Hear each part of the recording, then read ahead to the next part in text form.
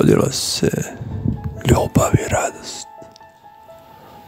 A mi tada razdragani u ljubavi, kao da nismo znali da ljubav je široka poljana sreće i snova, po kojoj smo koračali mi.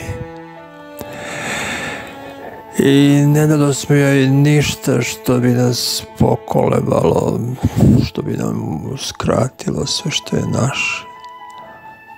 A naše je sve što delili smo zajedno, jer volim te, govorila si.